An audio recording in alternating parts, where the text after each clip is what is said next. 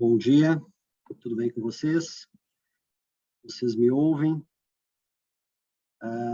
Muito bom. Sejam todos bem-vindos, bem-vindas. Obrigado aí pela participação de vocês. Só vou pedir para a Rosana aqui sinalizar aqui. Tudo bem, Rosana? Tá funcionando aí, porque eu não tenho retorno aqui. Então, não sei se está tudo certo. Eu projetei a tela, vocês conseguem ver minha tela? Vamos ver aqui. Beleza, então está tudo certo. Vamos começar. Bom, pessoal, fui convidado aqui para falar para vocês hoje sobre fatores de sucesso na carreira.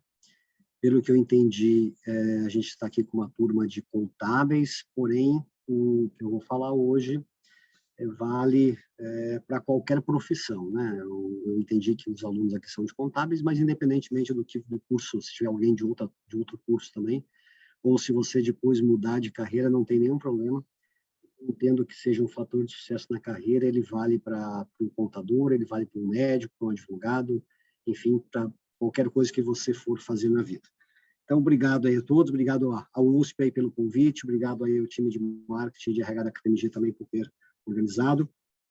Antes de começar aqui, ou talvez já começando, eu vou falar um pouquinho rapidamente aqui de mim. Eu imagino que vocês receberam essa apresentação, então não vou passar por todos esses pontos aqui, mas eu começo dizendo que eu sou casado, tenho 3 filhos, um inclusive fazendo 1 mês hoje, então essa minha cara de cansado aqui são das poucas horas de sono aí durante os últimos dias.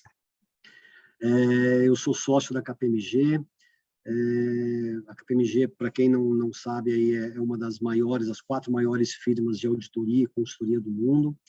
Eu também, além de sócio da KPMG, eu sou professor na verdade, em 2 instituições, nos cursos de pós-graduação da PUC-UOL e a Fevale. E esse ano aí foram, acho que 4 ou 5 diferentes turmas de pós-graduação, então eu também, né, me adaptei aqui, fui forçado a me adaptar ao mundo virtual aqui para as aulas, então está funcionando bem, eu espero que hoje funcione bem também aqui com esse bate-papo com vocês.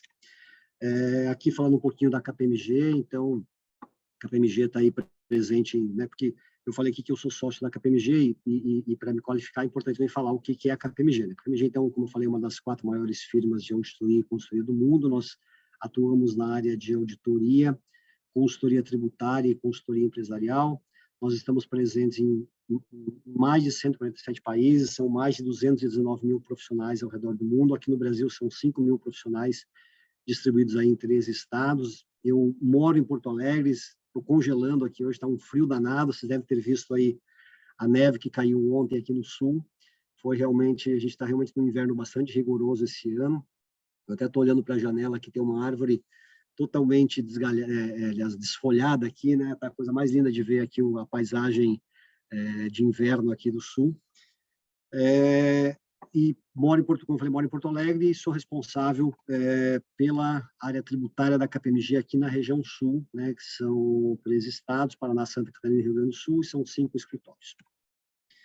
Falando um pouquinho aqui da minha trajetória, e aqui para vocês entenderem, eu não nasci sócio da KPMG, meu pai não era sócio da KPMG, ninguém da minha família era da KPMG, meu pai era agricultor, eu também nasci na roça, fui, né, agricultor aí até os 14 anos, né, ajudava meu pai a plantar, cuidar dos porquinhos, das vaquinhas.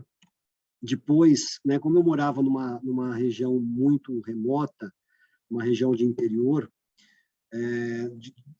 distante aí das escolas, eu consegui fazer até a 7ª série, 8ª série aí morando com os meus pais. Depois eu fui para o seminário, que era a minha opção para fazer 2º grau, né, e aí fiquei no seminário durante 3 anos. Nesse tempo eu comecei a trabalhar também de garçom, né? Fui garçom aí teve um período que eu trabalhava com advogado e o salário realmente era um salário baixo, né? Era um salário mínimo, e para me manter, então eu trabalhava com escritório de advocacia das 8 da manhã ao meio-dia e das 14 às 18, e no intervalo de almoço, do meio-dia às 2 aí, eu trabalhava de garçom em troca do almoço. Então foi um período realmente aí não muito fácil, mas o que eu quero dizer com isso é que tudo foi aprendizado, né?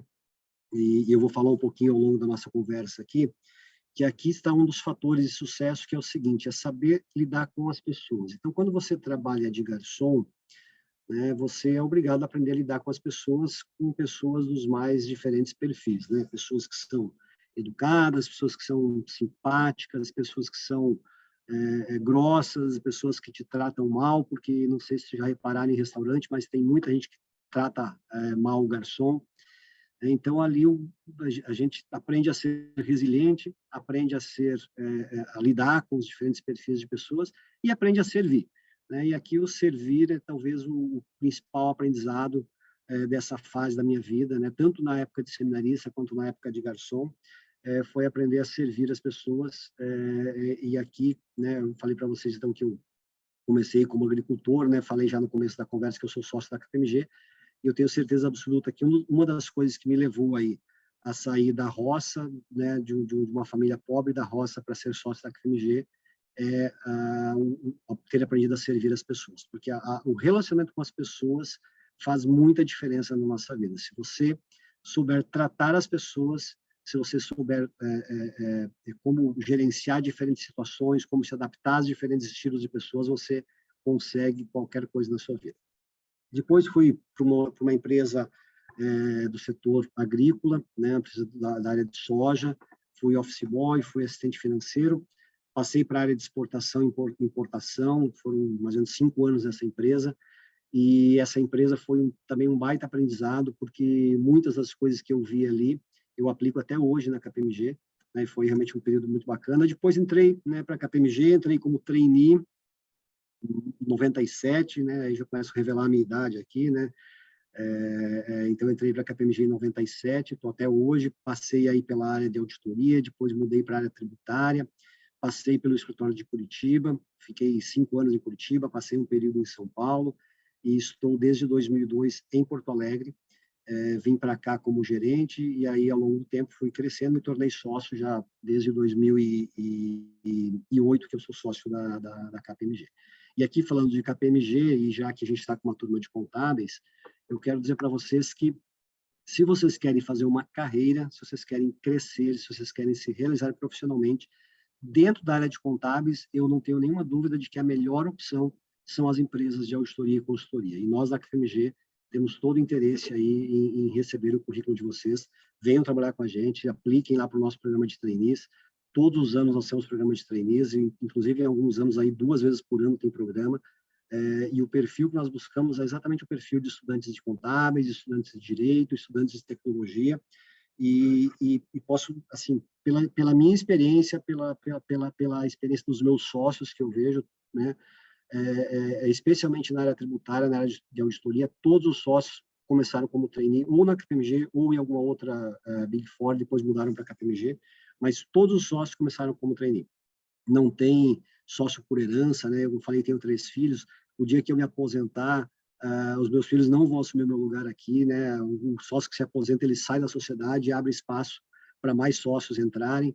Então, é uma sociedade de serviços e é uma sociedade que o sócio vira sócio pelo trabalho, pela dedicação, pela carreira que construiu. Então, é uma das poucas empresas do mundo que propicia você começar como trainee e se tornar sócio da companhia ao longo dos anos. Então, hoje eu sou sócio, né, da KPMG, como eu falei, sou professor também da PUC da Fevale. Então, essa aqui foi a minha trajetória e eu acredito que isso me habilita aqui para falar um pouquinho de fatores de sucesso na carreira, que é o que eu vou começar a falar agora. Então, conceito de sucesso, né, eu busquei aqui algumas definições no dicionário, né, então, sucesso é ter êxito em alguma coisa, né, ter um resultado feliz, alcançar, né, chegar ao fim de uma empreitada. Sucesso é quando você se sente bem consigo mesmo, com suas decisões, isso é verdade, né? A gente precisa estar feliz com as decisões que a gente toma, isso seja tanto na vida pessoal quanto na nossa vida profissional. Não é só alcançar metas, mas se sentir realizado, sentir prazer nisso. O sucesso vem para aqueles que estão muito ocupados para ficar procurando por isso. Então, na verdade, aqui assim, a gente vai, quando você gosta do que você faz, quando você se identifica com a profissão, você vai trabalhar e você não vai ficar pensando no sucesso, vai ficar pensando em fazer um bom trabalho, né? E foi o que aconteceu comigo, e de novo, isso aqui vale para qualquer profissão, né? Um médico, qualquer área que você esteja atuando, se você fizer um trabalho bem feito, se você se dedicar, você vai se tornar uma pessoa de sucesso sem ter necessariamente procurado por isso. Isso é natural. É a dedicação, é o comprometimento que vai te levar ao sucesso. Aqui, né, uma parte que aqui eu já né, começo a falar um pouquinho de pessoas que eu comentei antes, o Roosevelt dizia o seguinte, que o único ingrediente mais importante na forma do sucesso é saber como se relacionar bem com as pessoas. E é fato, né? Realmente não importa o que você vai fazer. Se você não souber se relacionar bem com as pessoas, você terá bastante dificuldade, porque com tudo a gente tem que se relacionar com as pessoas. Né? Não importa, eu sou aqui um consultor tributário, atendo empresas, grandes empresas aqui na região sul, porém, a empresa não toma decisão, né? Não é o CNPJ que toma decisão, não é o CNPJ que me contrata, né? Apesar de ser o CNPJ que paga. Na verdade, a gente faz negócio de CPF para CPF, ou seja, a gente faz negócio de pessoas para pessoas. Se eu não souber me relacionar bem com os executivos dos meus clientes, eu certamente não conseguirei fechar bons contratos, eu não conseguirei entregar bons trabalhos. Então, o relacionamento com as pessoas é fundamental. E uma outra questão é que não adianta, a gente também não vive sozinho, né? A gente não consegue voar sozinho. Se eu vender um bom trabalho para um cliente, se eu vender um trabalho para um cliente, fechar um bom contrato, mas não tiver uma equipe em quem eu confie, que esteja comprometida, que acredite no que eu faço, que vai entregar um bom trabalho, também não adianta, porque eu vendo uma vez só, na próxima vez o cliente vai contratar de outro. E aqui uma definição bastante relevante para mim também, que é o sucesso, ele é mensurado não só pela posição que uma pessoa alcança, mas pelos obstáculos que ela teve que vencer. O que eu quero dizer com isso? Se você nasceu numa posição social elevada e você não mudar absolutamente nada, não sei se é exatamente um sucesso, né? Você só não teve fracasso. Agora, se você nasceu numa posição, numa questão mais difícil, teve que lutar para estudar, para conseguir um emprego, né? Então, assim, o sucesso, né, enfim, pelo conceito aqui do Booker Washington, aqui, o sucesso é definido pelo quanto você evoluiu na vida. Então, aqui, de novo, né, a gente, quando fala de sucesso, tem que pensar nisso, né? De onde eu saí e onde eu cheguei. Aqui, minha definição de sucesso, né, minha própria definição é a seguinte: em primeiro lugar, era ter acesso à educação e sair do interior. Eu comentei no começo que eu nasci na roça, agricultor, né, as escolas próximas eram escolas que iam no máximo até a 8ª série na época, né, que hoje é o equivalente ao ensino fundamental, né, e eu precisava sair de lá e conseguir estudar. Então, meu primeiro desafio foi esse. Depois era arranjar um emprego e fazer faculdade, né? Depois era, né, eu já estava na faculdade, já trabalhava numa empresa ali, minha definição de sucesso era, bom, eu quero ser trainee da KPMG. Né? E eu lembro até hoje do dia que eu recebi a notícia, né, que eu tinha passado no processo, foi um dia fiquei muito feliz, foi um dia realmente gratificante para mim, me senti muito realizado quando eu consegui entrar, começar, né, ser, né, aprovado como trainee da KPMG. Depois eu tinha um outro desafio, né, e o meu conceito de sucesso foi, bom, agora quero chegar a gerente da KPMG. Né, e também, de fato, ali no dia que eu cheguei, que eu fui confirmado a minha promoção foi confirmada, e no caso, inclusive, foi uma promoção e transferência ao mesmo tempo, porque eu fui aprovado como gerente para Porto Alegre, foi realmente né, eu me senti também realizado. Depois era chegar a sócio da KPMG, foi outro desafio, trabalhei bastante para isso, obter reconhecimento profissional, e aqui, por fim, né, hoje eu vejo que, para mim, o sucesso é conseguir equilibrar a minha vida profissional, né, o tanto de horas que eu trabalho por dia, com o tanto de tempo que eu dedico para minha família. Então, aqui, hoje, eu me considero uma pessoa realizada, né, consigo passar tempo de qualidade com meus filhos, com a minha esposa, trabalho bastante, sem dúvida alguma, continuo trabalhando bastante, mas de uma forma bastante equilibrada, que eu tenho realmente tempo, né, para curtir meus filhos, para ajudar na educação deles. E tem um cara que eu gosto muito, que é o Piangers, Marcos Piangers, que ele fala muito sobre a relação com os filhos, e ele fala, se você quer ter filho, você precisa estar disposto a gastar tempo com eles, precisa participar, né? Então, eu procuro sempre separar um tempo todos os dias, e especialmente nos finais de semana, para passar com os meus filhos e ajudar também na educação e na formação deles. Pessoal, eu não sei como é que funciona aqui a questão de perguntas, mas se vocês tiverem alguma pergunta, de minha parte, vocês podem ir fazendo durante a apresentação. Não precisa esperar o final da apresentação, embora também no final vai ter um tempo, mas se vocês tiverem alguma pergunta, ou mandem no chat, ou eu não sei como é que funciona aqui, se vocês conseguem abrir o microfone e falar, mas se conseguirem, podem interromper e fazer a pergunta, ok? Bom, aqui não consegui passar, agora eu sei. Aqui eu coloco, então, algumas questões que eu entendo fundamentais aqui, né, para uma carreira de sucesso. Então, uma delas é a adaptação a mudanças, né? A minha visão aqui é ou você se adapta, né, ou o Adapte ou Morra, inclusive, é um livro, né, mas eu copiei isso, colei isso aqui de um livro. Mas é isso, né, você tem que se adaptar, porque ao longo da vida a gente vai passar por muitas situações desafiadoras, a gente vai trabalhar com pessoas diferentes, a gente vai trabalhar com clientes diferentes, a gente vai lidar, né, com problemas complexos, e a gente tem que se adaptar, né? E aqui, né, eu começo a citar aqui o Heráclito, que diz que nada é permanente exceto a mudança. Então, a mudança é constante, né? A gente está sempre mudando, né? E vocês aí que são de uma geração muito mais nova que a minha, né? A geração de vocês, então, as coisas mudam demais, né? As questões recentes, né? Os anos mais recentes aí foram anos de muitas mudanças e a gente tem que se adaptar, né? Eu falei aqui da questão de remota, né? Em março de 2020, quando a gente começou, né, aí a questão da pandemia, quarentena, né? Eu falei, puxa, vai ser um período, vai ser um desafio, a gente vai ter que reaprender a trabalhar, né? Não sei se a gente vai conseguir, né? Vai ser realmente difícil. Nós estamos em julho, praticamente agosto de 21, ou seja, um ano e meio depois, né? E hoje eu estou no escritório, não sei se vocês conseguem ver o fundo aqui, aqui a parede do escritório, mas nesse um ano e meio eu devo ter vindo ao escritório, sei lá, 10 vezes, né? E a gente aprendeu a trabalhar de forma diferente, né? Foi melhor, foi pior? Depende, né? Por exemplo, né? Antes da pandemia, né, muitas vezes eu fui a São Paulo, né, saía aqui de Porto Alegre de manhã, pegava um voo super cedo, ia a São Paulo, participava de uma reunião, 2 reuniões de 1 hora, 2 horas e voltava, ou seja, matava o dia, às vezes, por 2 horas de reunião.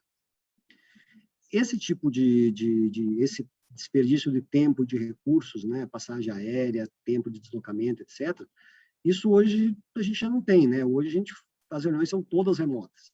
Quando a pandemia, né, passar, né, e vai passar em breve, né, quando as coisas voltarem ao normal, não será o normal igual o que era antes, né? Será um normal meio termo, né? Eu não preciso ir a São Paulo para fazer uma reunião de 1 hora, mas eu vou voltar a frequentar o escritório, vou voltar a encontrar as pessoas, né, coisas que a gente não tem feito, não fez ou fez muito pouco durante esse período de pandemia. Então, o que eu quero dizer aqui é o seguinte: se eu não tivesse me adaptado, né, e se a minha equipe, né, se o meu time não tivesse se adaptado, a gente não teria mantido, né, a empresa funcionando, não teria mantido aí todos os empregos que a gente manteve, a gente não demitiu absolutamente ninguém por conta da pandemia, né, nesse um ano e meio. A gente manteve os clientes, continuou entregando os trabalhos, os clientes continuaram comprando, então a gente teve que se adaptar. Né? Em relação às aulas, a mesma coisa, né? Eu falei, puxa, vai ser um desafio dar aula pelo Zoom, pelo Teams. E funcionou, assim, lógico, né? Quando a gente está numa sala de aula, a gente tem outras questões que a gente não consegue capturar. Por exemplo, né? Agora eu não consigo ver a reação de vocês, eu não sei se vocês estão gostando, se não estão gostando. E na sala de aula a gente está ali ao vivo, né? A pessoa já faz uma pergunta, um comentário de um ajuda no aprendizado do outro. Entre as pessoas ali cria-se um networking que é difícil criar via remoto, mas a gente teve que se adaptar, né? Como eu falei para vocês, eu dei aula pelo menos 5 cursos de pós-graduação nesse primeiro semestre de 2021, que todos funcionaram bem, né? É a mesma coisa? Não é a mesma coisa, né? É melhor? Depende, pode ser melhor, pode ser pior, depende do ponto de vista. Por exemplo, se eu dou uma aula num uma aula remota, e ela fica gravada, como é o caso que tem ficado, ou às vezes até a aula não é nem ao vivo, a aula é só gravada mesmo, vocês, né, o aluno ele pode assistir a hora que ele quiser, no tempo que ele quiser, ele faz a programação dele. Então, isso é uma vantagem para o remoto. Por outro lado, a gente não tem aquele network na sala de aula, não tem aquela conversa no cafezinho, no intervalo. Então, isso é uma desvantagem para o remoto e uma vantagem para o presencial. Então, em todas as, né, de um jeito ou de outro, a gente tem vantagens e desvantagens. Então, outra vantagem, né? Por exemplo, eu estou em Porto Alegre, vocês estão, creio eu, né? São alunos da USP, creio que vocês estejam em São Paulo. Se fosse numa época, né, se a gente não tivesse aprendido a se virar, né, remotamente aqui, eu teria que ter pego um voo provavelmente ontem à noite para garantir que eu não ia perder o horário hoje, né, por um atraso de voo, teria que ter ido a São Paulo, ou talvez nem teria sido convidado, porque aí iam pegar outro profissional mais próximo para fazer isso. Então, também cria, né, oportunidades aí. Eu, por exemplo, tive um caso aqui, né, de um aluno que assistiu minha aula na PUC-UOL, e ele era do Paraná, né, e ele me ligou depois, né, depois da aula, me ligou e falou, olha, eu vi tua aula, gostei e gostaria de continuar a conversa, porque eu tenho aqui uma empresa super grande, uma empresa super relevante lá no Paraná, e eu preciso de assessoria. Então, é um caso que provavelmente vai virar um cliente da KPMG pela facilidade que foi dele do Paraná ter assistido uma aula que eu dei aqui em Porto Alegre via, né, remotamente. Então, eu acho que tem muitas vantagens. Então, a mensagem aqui a gente precisa se adaptar, né? As coisas vão mudar muito, as coisas estão mudando, continuam mudando, vão continuar mudando, e a gente tem que estar sempre preparado para se adaptar. E quando eu falo em se adaptar, também é se adaptar aos diferentes estilos, né? Por exemplo, eu trabalhei muito na minha história da KPMG, quando eu era trainee, quando eu era assistente, consultor, com dois gerentes com perfis absolutamente diferentes, né? Um era um cara muito mais técnico, muito mais focado assim, né, em execução, etc. Um cara muito mais focado em resultado, ou, né, basicamente focado em números. O outro era um cara muito mais cuidadoso com as pessoas, um conselheiro, uma pessoa muito mais preocupada ali com o bem-estar da equipe, etc. Eu falei, bom, quando eu trabalhar com esse cara aqui, eu preciso focar em resultado, porque ele quer resultado. Quando eu trabalhar com esse cara aqui, eu preciso focar, né, nessas questões que ele considera mais relevantes. E, no fim, eu fui buscando aprender o que cada um deles tinha de melhor, né? E assim eu fui formando o meu próprio estilo de liderança, que felizmente, né, tem dado certo, né? Enfim, né, eu falei aí, né, eu sou hoje responsável pela região sul inteira, então isso significa que, pelo menos a minha visão aqui, que o que eu estou fazendo, ou pelo menos o que eu fiz nos últimos anos, tem funcionado.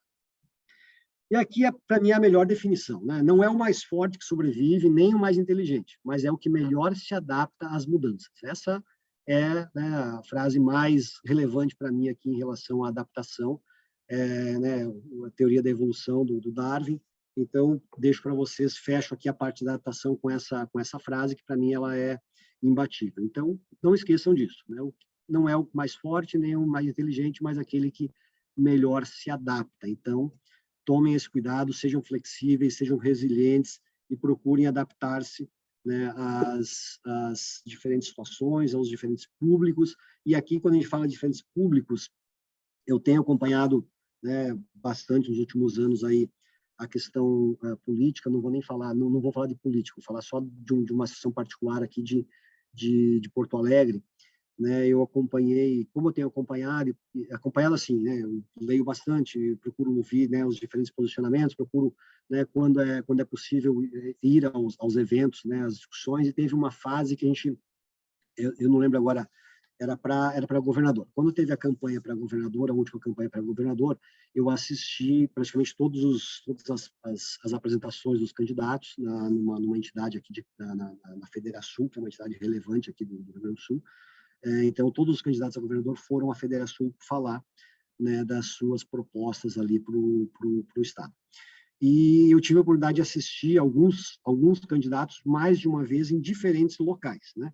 E aí eu lembro que teve um candidato que, quando ele foi falar para um público mais geral, né, ele falou uma série de coisas, né, apresentou uma série de propostas que, assim, eram um pouco questionáveis do ponto de vista financeiro. Quando ele foi falar no outro ambiente, que eram só executivos de finanças, ele já adotou um discurso diferente, dizendo, olha, né, eu estou falando isso aqui, mas essas propostas que eu estou fazendo, elas só vão ser possíveis se a gente, do ponto de vista de arrecadação, fizer isso, fizer aquilo. Então, assim, o próprio político ele precisa adaptar o seu discurso para os diferentes públicos. E com a gente não é diferente, porque quando eu vou falar com um contador de uma empresa, por exemplo, né, o cara gosta de falar ali de um assunto técnico, o cara gosta de discutir uma questão mais voltada para o dia a dia dele. Quando eu vou falar com o CFO, com o CEO, o cara não quer falar de assunto técnico. Né? Se eu vou almoçar, por exemplo, semana passada eu fui almoçar com o dono de uma rede grande de lojas aqui do Rio Grande do Sul, a gente não falou de trabalho durante o almoço, a gente falou de viagem, a gente falou de vinho, falou de filhos, né? Falou de comida, falou de uma série de coisas, menos de trabalho. Porque esse cara não quer falar de trabalho, esse cara quer almoçar para... A gente até, né, falou um assunto ou outro ali rapidamente no começo da conversa, que a gente precisava só decidir um negócio rápido, mas depois a gente não falou de trabalho. Então, a gente precisa entender quem é o público, quem é a pessoa com quem a gente está conversando, como é que ele se comporta, né, o que ele quer ouvir. E aqui, em relação à adaptação, não é só na vida profissional, né, na vida pessoal também. Se você não souber lidar com o seu companheiro, com a sua companheira, né, se você não souber lidar com o seu filho, né, quando a gente vai falar com o filho, o discurso tem que ser de um jeito, quando você vai falar com o filho criança é de um jeito, com o adolescente é de outro, com o filho adulto é de outro. Então, a gente tem que estar sempre, né, se adaptando à realidade, ao momento e ao nosso interlocutor. Assim, também tem uma frase boa aqui do Hawking, que é: inteligência é a capacidade de se adaptar à mudança. De novo, né? Adaptação às mudanças, adapte-se ou morra, é fundamental e é um fator crucial para o sucesso na carreira. Tudo bem? De novo, vou reforçar, se tiverem perguntas, o chat está aberto, acredito eu que vocês conseguem abrir o microfone e fazer pergunta, fiquem à vontade, por favor. Bom, um outro fator que eu entendo que é relevante é trabalho, dedicação, né? Trabalhe, faça bem feito, tenha foco. Né? Eu disse aqui para vocês que, né, que eu fui garçom, e quando eu fui garçom, eu procurei ser um bom garçom, procurei trabalhar, né, bem. Eu passei em perguntas por enquanto, beleza. Procurei né, fazer o melhor que eu podia fazer, né? E isso me fez aprender, de novo, falei, aprender a servir, né, a servir as pessoas. Então, se você, não importa o que você faz, né, não importa qual é a sua profissão, você tem que fazer bem feito. Né? Se você quer ter sucesso na sua vida, faça bem feito. Ah, mas eu sou só um garçom. Então, vou fazer de qualquer jeito. Bom, se você for um garçom e fizer de qualquer jeito, qualquer coisa na vida depois você vai fazer de qualquer jeito. Então, faça bem feito, porque se você for um bom garçom, você pode ser qualquer coisa na vida. Isso eu garanto para vocês, porque, de novo, né, para quem eventualmente entrou depois, eu comecei, né, a minha vida, depois de agricultor, seminarista, fui garçom, e muita coisa eu aprendi ali e carrego, né, para a minha vida até hoje. De acordo com Einstein, né, o único lugar onde o sucesso vem antes do trabalho é no dicionário. Né? Então, fator de sucesso, trabalho. Trabalhar bastante, se dedicar, fazer bem feito. E trabalhar bastante não necessariamente quer dizer trabalhar muitas horas. Né? Eu acho que tem uma fase da vida que a gente trabalha realmente muitas horas, mas não é só isso. Né? Eu acho que é trabalhar de forma inteligente. Né? Então, é sempre procurar: será que o jeito que eu estou fazendo é o melhor jeito? Será que não dá para fazer de uma outra forma que me economize horas? Né? Eu trabalhe menos, mas faça mais, né? Faça melhor. Né? Então, trabalhar também passa por trabalhar de forma inteligente, não só trabalhar longas horas ao longo do dia. Bom, de acordo com o Ford aqui, né, o fracasso é somente a oportunidade de começar de novo de forma mais inteligente. Eu tenho o pai de um amigo meu, já falecido, o seu Roberto. Ele começou com 5 negócios diferentes.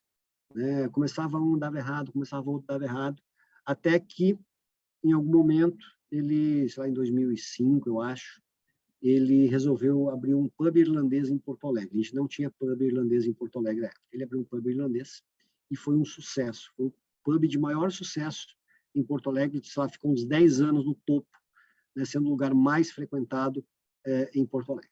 Então, assim, se ele tivesse desistido na primeira vez, ele não teria, né, tido sucesso. Então, o fracasso, né, se você fracassar em alguma coisa, pense que isso é a oportunidade de você começar de novo. Agora, não é só começar de novo, né? Não é só fracassar. O fracasso, ele é um aprendizado. Então, você precisa parar. Se você fracassou, você fala, bom, mas fracassei por quê? Né? Onde é que eu errei? O que eu posso fazer diferente para começar de novo? Né? Porque se você for fazer igual, né, vai dar errado de novo, porque a definição, né, de insanidade é você fazer a mesma coisa, né, repetidamente e esperar que o resultado seja diferente. Então, você precisa entender por que fracassou e começar de novo. De acordo com Thomas Edison, talento é 1% inspiração e 99% transpiração, ou seja, trabalho, né? Não tem jeito. A inspiração vem de tanto você trabalhar. Né? Você vai trabalhando, trabalhando, trabalhando e vai, né? Aos poucos você vai compreendendo os fenômenos, entendendo jeitos diferentes e aí vem a sua inspiração. Os 3 grandes fundamentos para conseguir qualquer coisa são trabalho árduo, perseverança e senso comum. Então, de novo, trabalho está aqui com definição de Thomas Edison. Então, fecho aqui a questão do trabalho, não tem jeito. Fator de sucesso, trabalho é um fator de sucesso.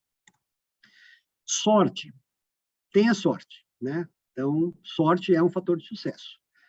E, de acordo com Stephen Leacock, ele acreditava muito na sorte. Ele descobriu que quanto mais ele trabalhava, mais sorte ele tinha. Então, de novo, a sorte também tem a ver com o trabalho. Essa aqui foi uma das melhores, né? Eu recebi isso aqui pela internet, pelo, né, WhatsApp, sei lá, a fonte está na internet, mas eu não sei quem escreveu, então eu coloquei com autor desconhecido. Mas é assim, você trabalhou até tarde ontem, e mesmo assim você acordou cedo hoje para trabalhar, cuidado. Um dia vão dizer que você teve sorte na vida. Então, quando você olha para alguém e fala, nossa, aquela pessoa super bem-sucedida, deve ter tido sorte, né? Se você for olhar a vida da pessoa, provavelmente você vai entender que a sorte dela foi que ela trabalhou bastante, que ela se dedicou bastante e chegou, né, ao sucesso através do trabalho. Então, sorte, o que a gente acha que é sorte, na verdade, é trabalho duro, é dedicação, é adaptação às mudanças. Uma questão que eu acho bastante relevante, que foi muito importante para mim, é a questão da humildade, né? Então, a gente, quando fala de humildade, a gente fala, gente, assuma que você pode estar errado, né? Assuma que você pode aprender com os outros, assuma que a sua posição pode não ser a mais correta. Né? E aqui também é importante saber as suas fraquezas, entenda quais são os seus, o que você precisa melhorar. Né? E eu coloquei como exemplo 360 graus, porque eu achava que eu era, quando eu virei gerente, né, fechou meu primeiro ano de gerente da KPMG, eu achava que eu era o gerente. Né? Eu falava, eu sou um cara bom mesmo, né? Eu sou um cara, realmente um baita gerente. Aí, ao final do primeiro ano, né, a gente tinha um processo na KPMG, aliás, a gente tem ainda, né, de avaliação 360 graus. Uma avaliação 360 graus é uma avaliação em que, por exemplo, um gerente ele é avaliado pelo sócio, que é o superior dele, é avaliado pelos pares dele, pelos outros gerentes, e é avaliado pelos subordinados, que é a equipe, que são os consultores. E a minha primeira avaliação 360 graus foi bastante frustrante para mim, porque e a avaliação 360 graus ela é confidencial, ela é anônima, né? A gente é avaliado, todo mundo que faz a avaliação, e eu não sei, né, quem faz a minha avaliação. Eu sou avaliado, recebo lá o resultado da avaliação e não sei quem foi que me avaliou. E foi bastante frustrante porque eu li coisas, né, ao meu respeito que eu não imaginava, né? Que eu não sabia lidar com as pessoas, que eu era grosso, uma série de coisas ali que a primeira reação foi, caramba, né, estão me perseguindo, né? Depois eu parei e falei, será que realmente eu não sou assim? Será que realmente eu não estou sendo, né, que eu fazia as pessoas trabalharem demais? Enfim, uma série de coisas que foram impactantes para mim na época. E aí eu parei e falei, puxa, eu tenho 2 opções. Ou eu vou ficar chateado, vou ficar, né, me martirizando aqui, né, indignado, reclamando das pessoas, ou eu vou olhar para isso aqui e vou mudar aquilo que as pessoas estão dizendo que eu preciso mudar. Eu optei pela segunda, né? Falei, vou mudar o que eu preciso mudar. Mudei. Minha avaliação seguinte foi muito melhor, né? Ou foi menos pior, e depois só fui melhorando, né? Fui só recebendo avaliações melhores, de forma que depois, né? Quando eu fui para o processo de sócio, né? Um dos pontos que foi discutido foi esse, né? E me questionaram sobre isso, mas quem olhou minha evolução disse, não, realmente você melhorou com as pessoas, etc. Então, assim, é importante a gente entender que a percepção do outro pode ser diferente e que o outro pode estar certo, né? Então, eu acho que é ser humilde, saber ouvir as pessoas, saber ouvir as críticas, ser resiliente para ouvir as críticas e procurar melhorar. E aqui tem uma frase que eu acho fantástica, e aqui essa frase me remete a uma das desvantagens da nossa conversa via remota, né?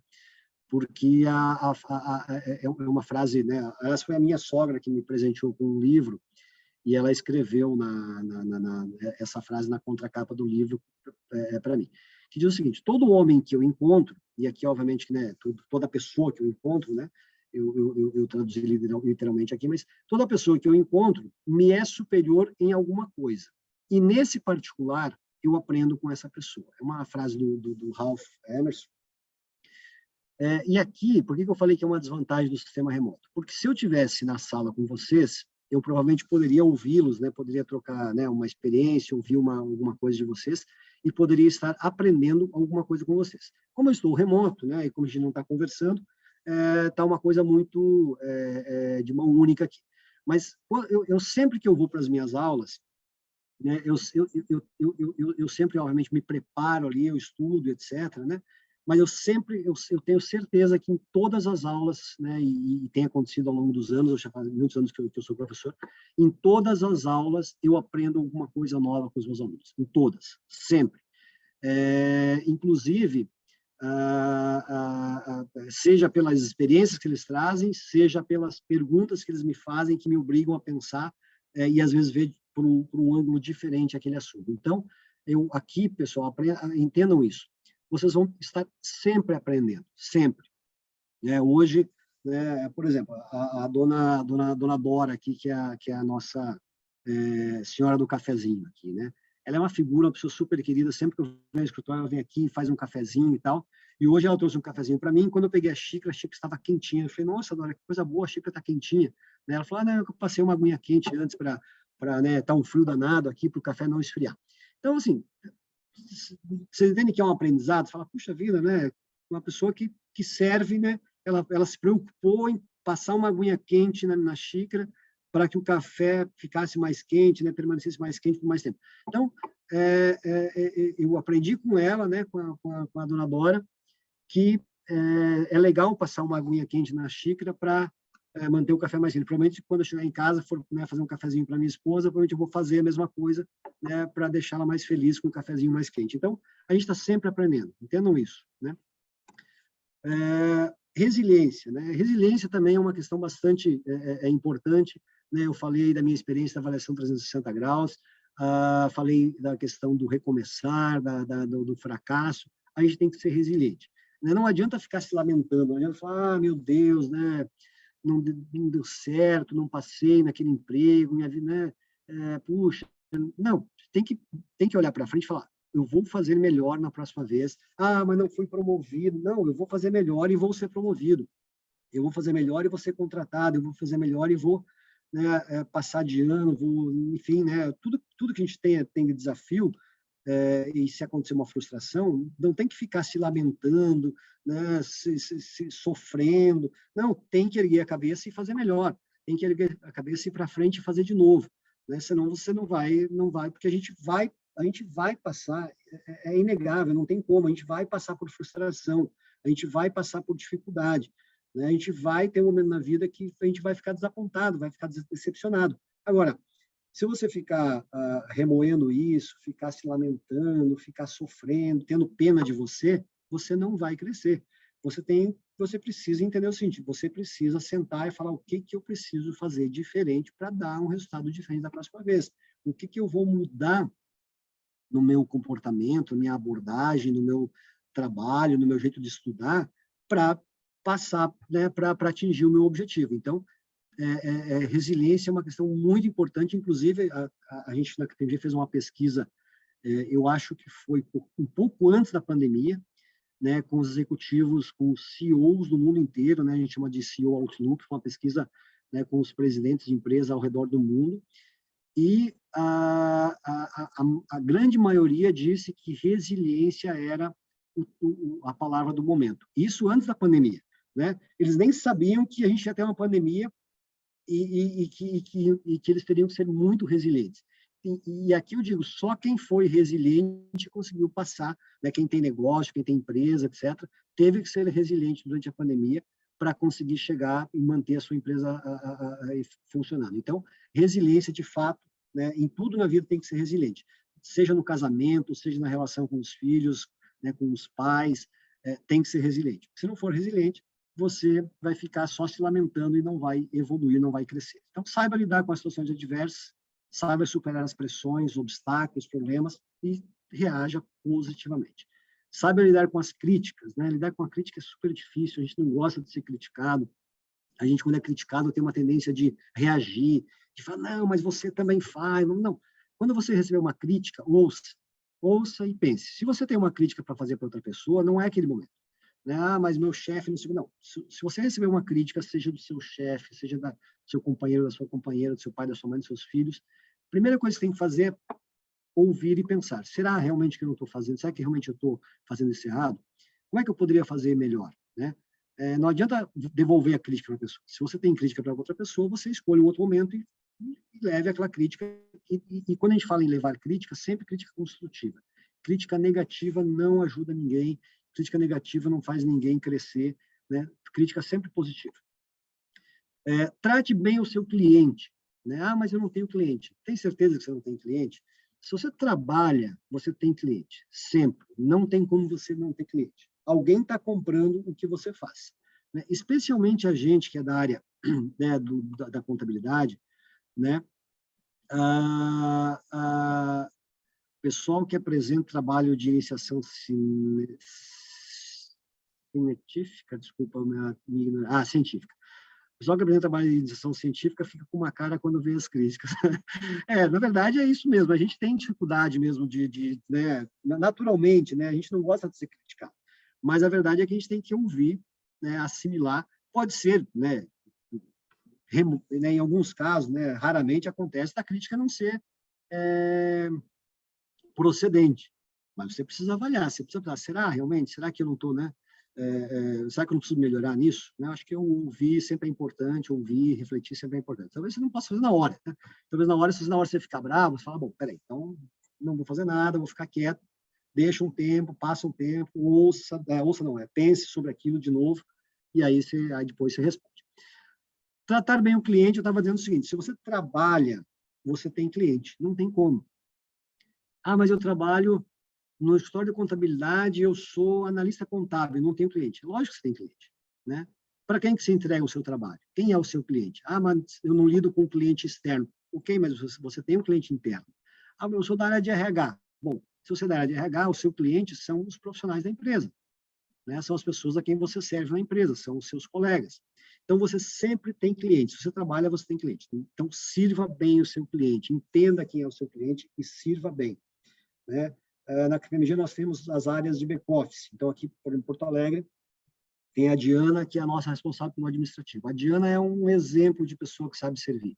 Ela é fantástica, ela entende que a função dela é fazer com que, por exemplo, no meu caso aqui, eu sirvo diretamente os clientes. Então, eu estou sempre em reunião com clientes, sempre entregando trabalho para os clientes, e ela entende que, e assim, ela faz muito bem, porque ela entendeu desde o primeiro dia que o papel dela é fazer com que a minha vida seja mais fácil para que eu consiga servir melhor o cliente e a gente consiga ganhar mais dinheiro para a nossa empresa, né? Óbvio, falei de dinheiro, que nem tudo é sobre dinheiro, mas claro que, né, a gente precisa aqui, é um negócio, né? Precisa ter dinheiro, a gente precisa pagar o salário das pessoas, precisa pagar bônus para as pessoas, né? Então, mas o importante é, a Diana, desde o primeiro dia, entendeu o papel dela, assim como eu entendi o meu, e a gente está sempre olhando, pô, eu preciso servir cada vez melhor o meu cliente. Porque se eu não servir bem o meu cliente, alguém vai fazer, né? Eu lembro que, quando entrei na KPMG, a gente tinha né, na época a gente não tinha Teams, não tinha WhatsApp, não tinha, sei lá, essas ferramentas, né, de comunicação rápida aqui, a gente fazia por bilhete, né? Não escrevia no papel e deixava na mesa da outra pessoa. E eu lembro que tinha um bloquinho de notas, desses de recadinho, que embaixo tinha uma frase que era assim, se você não cuidar bem do seu cliente, alguém o fará. né? Então, assim, se você não cuidar bem, se você não tratar, não servir bem, né, o seu cliente, que pode ser cliente interno, pode ser cliente externo, você pode perder o seu lugar para outra pessoa que vai servir bem. Então, aprendam. Como eu falei da minha experiência de garçom, foi talvez a coisa mais importante aqui, foi ter aprendido a servir as pessoas. Então, sirva com excelência. Né? Eu vou aqui ter um recadinho aqui. Obrigado, Flávia. Ela faz doutorado em controladoria. Ah, você é de Santa Maria, que bacana. Não sei se você está em Santa Maria ou não, mas se você está, você deve estar congelando também em Santa Maria. Se eu entendo que experiência prática em auditoria é um diferencial, gostaria de continuar estudando. Olha, eu acho que, assim, eu talvez não sei se eu entendi bem a pergunta, mas assim, se você está me perguntando se, está em Santa Maria, muito frio, é isso aí. Olha a coisa bacana, né? Perdão, deixa eu subir aqui. Olha que coisa bacana, Flávia. Eu estou em Porto Alegre, né, fazendo uma palestra na USP, em São Paulo, e você está em Santa Maria assistindo a palestra. Essa é a coisa mais fantástica desses novos tempos. Né? Isso realmente é muito legal. Agora, tentando responder a sua pergunta, trabalhar em auditoria, gostaria de saber se alguém que optou por continuar estudando pode ter a oportunidade na KPMG. Sem dúvida alguma, a gente está sempre buscando profissionais. Né? Você me perguntou sobre a questão da experiência prática, seria um diferencial ou não. Sim, porém, sim e não. Né? Por nosso programa de trainees, a gente não requer nenhuma experiência prévia em auditoria ou consultoria. A gente contrata pessoas para aprender, para serem treinadas. Se você já tem experiência, se você já trabalhou com auditoria externa ou com consultoria tributária, né, é um diferencial para você daí não entrar mais como trainee. Você pode entrar num outro cargo acima já, né, no meio da carreira, depende a sua experiência. Então, a gente contrata também, né, em alguns casos, não é comum, mas a gente contrata. Aliás, até ultimamente tem sido um pouco mais comum a gente contratar pessoas já com experiência. Então, é um pré-requisito? Não. É um diferencial? Sim, porque aí você já talvez possa entrar já num outro nível, que não um nível de trainee. Então, depois, na apresentação, só confirma se vocês tiveram acesso à apresentação. Se vocês não tiverem, eu posso tentar compartilhar aqui no chat com vocês. Mas tem os meus dados de contato, você pode mandar para mim ali o teu currículo, se é isso que você... Eu li um pouco rápido a pergunta aqui, mas se é isso, depois você manda o currículo que certamente eu vou pedir para o nosso pessoal de RH avaliar e incluir você no processo. Tem uma pergunta aqui também da Bianca. O que um candidato precisa para entrar no processo de trainee? Como se preparar para alcançar esse sucesso profissional? Bom, Bianca, eu penso o seguinte, eu acho que não tem uma preparação para você entrar no processo de trainee. Né? Se você for estudante, contábeis, direito, tecnologia, administração, economia, né? Esse é um pré-requisito. Né? Você precisa ser ou estudante ou estar formado em um desses cursos. A gente não contrata, né, gente que não seja... a engenharia também, tem vários cursos dos quais a gente contrata. Não faria sentido de contratar alguém de, sei lá, de farmácia, de medicina. Né? Então, a gente contrata pessoas de áreas que têm alguma relação com o que a gente faz. E tem que estar ou estudando ou estar formado. Agora, em relação, tirando isso, né, não tem uma preparação. Se você fala inglês, é um diferencial, sem dúvida alguma. Se você já tem uma experiência aí, como perguntado pela Flávia, é um diferencial, sem dúvida alguma. Mas o que a gente busca num trainee não é experiência. O que a gente busca num trainee é perfil, né? Então, se você é uma pessoa que sabe se relacionar com as outras pessoas, se você é uma pessoa que entende o seu papel ali de servir, se você e quando eu falo de servir, não é porque você vai ser trainee da KPMG para servir o sócio da KPMG, não. Eu sou sócio da KPMG e eu entendo que o meu papel aqui é servir, porque eu estou numa empresa de serviços, então eu tenho que servir o meu cliente. Se você entende, né, isso, se você entende que a gente não vive sozinho, que a gente precisa de colaboração, que a gente precisa trabalhar com outras pessoas, né, a nossa definição aqui de perfil tem que ser uma pessoa colaborativa, tem que ser uma pessoa que gosta de desafios, tem que ser uma pessoa que gosta de inovar, de procurar jeito melhor de fazer as coisas, né? Que sabe se relacionar com pessoas, que sabe trabalhar sob pressão. Então, tem um perfil, né? Só que você não se prepara para isso, né? Então, assim, você pode ter ou pode não ter o perfil. Então, é isso. Em relação a diferenciais, sem dúvida alguma, se você está formado é importante. Se você está... Obrigado, Flávia, obrigado pela mensagem. Se você está formado é importante, se você tem inglês é um diferencial, se tem experiência é um diferencial, mas não tem como você... Eu não entendo que você possa se preparar. Você tem que fazer o processo, aplicar para o processo, e você pode ter características que são importantes, pode ter características que não são, que não funcionam, né? E acontece, né? E acontece também o seguinte: muitas vezes a gente faz o processo, e eu tenho aqui pelo menos uns 3 casos super relevantes para contar, mas eu vou contar um caso só. Eu tive um aluno, eu dei aula na Federal do Rio Grande do Sul há muitos anos atrás, 2003, 2004. Eu tive um aluno que era um cara extremamente inteligente. Aliás, ele ainda é um cara extremamente inteligente. Um cara fora da casinha. E ele fez... E eu falei para ele, cara, faz processo de treino na KPMG. Acho que você é um cara que se daria muito bem na KPMG. Ele veio, fez processo, não passou. Eu fiquei frustrado, porque, puxa, o cara era meu aluno, né, tinha indicado, né, tinha certeza que ele era um cara bom, mas quem avaliou, né, ali o time que avaliou a época, entendeu que não era, que não fazia sentido, né, e tal, não sei o quê. Aí passou um tempo, né, e a gente abriu uma outra vaga, e eu chamei o sócio e falei, olha, dá uma olhada de novo nesse cara aqui, a gente está com uma vaga aberta, esse cara é um cara, né, um cara bom, pelo que né, e tal, pelo que eu acompanhei das aulas. Aí o sócio chamou ele de novo e reavaliou e falou, puxa, realmente, achei um cara bom, vamos chamar. Contratou esse profissional, entrou como trainee aqui em Porto Alegre. 5 anos depois, ou 4 anos depois, ele já tinha virado gerente. 5 anos depois, ele foi para Londres pela KPMG, e ele hoje é uma das maiores autoridades em IFRS aqui no Brasil. Ele voltou, né, ficou uns 3, 4 anos na KPMG de Londres, estudando a fundo IFRS. Hoje ele é sócio em São Paulo, sócio da KPMG Brasil, sócio responsável pela área técnica e o cara que mais conhece, pelo menos na minha opinião, o cara que mais conhece IFRS dentro da KPMG. E o cara que não passou na primeira vez que fez o processo. Então, acontece, às vezes, né, do avaliador ali na hora, né, o candidato não está num dia bom, o cara não olhou direito, né, acontece.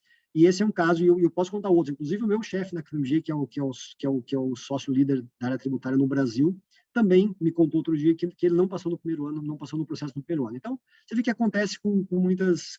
Olha aqui, ó, a Bianca disse que adora IFRS, que legal, né? E é isso mesmo, a Bianca, a Flávia, é um cara, né, que começou, né, que não passou no primeiro ano, né, e hoje é um cara super, né, como falei, na minha opinião, a maior autoridade em IFRS dentro da KPMG. Então, voltando aqui, trate bem o cliente, sirva com excelência, seja curioso, seja inovador, né? E aqui eu tenho uma historinha, eu não sei como é que a gente está de tempo aqui, se alguém da organização puder me sinalizar aqui, até que horas que a gente pode ir. Eu tenho mais algumas mensagens aqui ainda, mas seja inovador. Eu vou contar rapidamente uma história. Quando eu era assistente financeiro numa outra empresa, isso há muito tempo atrás, né, a gente fazia tinha um processo, né, hoje vocês não devem nem saber o que é isso, né, que é depósito bancário, né, a gente tinha que preencher lá uma guiazinha datilografada, etc., né, e aí já existiam computadores, já existiam impressoras, né, obviamente, estou falando aqui do ano de 96, 95, e um dia eu fui no banco e vi que tinha um formulário, né, no tamanho de uma folha A4, né, que a gente usa hoje, né, com os negócios de depósito bancário. Eu pensei, puxa, talvez eu possa fazer no Excel esse formulário, reproduzir aqui no Excel e imprimir, e ao invés de eu ficar datilografando todos os depósitos, eu faço um padrão e só vou lá e altero o valor todos os dias, porque todos os dias a gente fazia os mesmos pagamentos. Aí eu fiz isso. Passei lá uns 2 dias, imprimia jogava fora, não dava certo, ia lá no Excel, ajustava mais para a esquerda, mais para a direita, para conseguir finalmente fazer um jeito que eu podia fazer no Excel e só imprimir e não ficar datilografando. Ou seja, um negócio que eu gastava 3 horas por dia, porque eram muitos depósitos, eram muitos fornecedores, especialmente transportadoras, o negócio que eu gastava 3 horas por dia datilografando, eu passei a fazer em 5 minutos. Isso é inovação. Eu não criei nenhum produto novo, eu não criei nenhum sistema novo, eu não criei nada novo, mas eu inovei no jeito de trabalhar, né? E isso, né, me fez ganhar, né, muitos pontos lá na época com o meu chefe, e isso é um negócio que a gente sempre tem que pensar. Tudo que vocês fazem, que é braçal, se vocês estiverem num emprego que se faz muita coisa manual, tenho certeza que tem um jeito melhor de fazer. E aqui, para os profissionais de contabilidade, eu quero dizer o seguinte: se o que você faz, se o seu trabalho é muito operacional, a sua função vai desaparecer. A parte inteligente da contabilidade, né, aquilo que você tem que fazer, que você precisa pensar, essa parte a máquina não vai substituir tão cedo. Eu acredito, inclusive, que não vai substituir. Mas a parte operacional, né, por exemplo, conciliação de contas, sei lá, qualquer coisa que seja operacional e repetitiva, isso o computador já faz. E se na sua empresa ainda não robotizaram isso, vão robotizar em breve. Então, pense nisso. Se você faz muita coisa operacional, procure ou mudar de emprego ou mudar de função, porque essa questão vai desaparecer. E aqui, né, lógico, sempre tem um jeito de fazer melhor. Procure esse jeito que você vai conseguir. Se parar de aprender, você está no lugar errado. Isso eu sempre digo para os profissionais aqui da KPMG. A KPMG é um lugar para aprender, para você aprender e para você crescer. Não importa se você é trainee, se você é consultor, se você é gerente, se você é sócio. Eu, como sócio, todos os dias eu aprendo uma coisa nova. Ontem eu estava discutindo uma operação com um cliente, aliás, foi antes de ontem. Eu estava com uma operação super complexa com um cliente, eu estava com dificuldade para resolver o assunto. Eu fui a Caxias do Sul, que é na Serra aqui, 2 horas de Porto Alegre, fui almoçar com o cliente lá. Fomos eu e um outro sócio. E aí nós fomos na estrada debatendo o tema, né, conversando, e ele trouxe uma visão diferente, né, do negócio que resolveu o problema, foi a solução para aquela operação. E eu aprendi um negócio super relevante. Então, todos os dias eu aprendo uma coisa nova. E eu sempre digo aqui para o pessoal, se você parar de aprender, se passar um dia e você chegar ao final do dia e olhar para falar, não aprendi nada hoje, se chegar um segundo dia e não aprendeu nada de novo, está no lugar errado. Você precisa mudar de emprego. Você precisa ir para um lugar que você vai aprender. Porque para quem presta serviço, nós que somos da área de serviço, se a gente não evoluir, se a gente não aprender constantemente, a gente vira obsoleto. Então, pensem nisso. Se você está num lugar que você não está aprendendo, você está no lugar errado, procure outro lugar para trabalhar. Honestidade. Pessoal, não tem jeito. Se você for desonesto, não adianta. Você não vai para frente. Pode tirar vantagem aqui, pode tirar vantagem ali. Em algum momento você vai cair. Seja honesto, honre seus compromissos, honre a sua palavra. Não importa o que você combinou, vale mais do que aquilo que está escrito. Então, se você combinou com alguém alguma coisa, e por alguma razão que foi escrito diferente, honre o que você combinou, porque a sua palavra tem valor e precisa ser respeitada. Se você combinou, honre. Porque se você não honrar uma única vez, você perdeu a confiança e o seu cliente não confiará mais em você e você não faz mais negócio com aquele cliente. Então, não esqueçam disso. Sejam honestos, honrem seus compromissos. Preparação, investimento. Esteja sempre preparado para o próximo passo. Se você é um analista, esteja preparado para ser um supervisor. Se você é um supervisor, esteja preparado para ser um gerente. Mesmo que você não esteja recebendo para isso. O melhor dos mundos, em qualquer lugar, em qualquer emprego, é você entregar mais do que é esperado para a sua posição.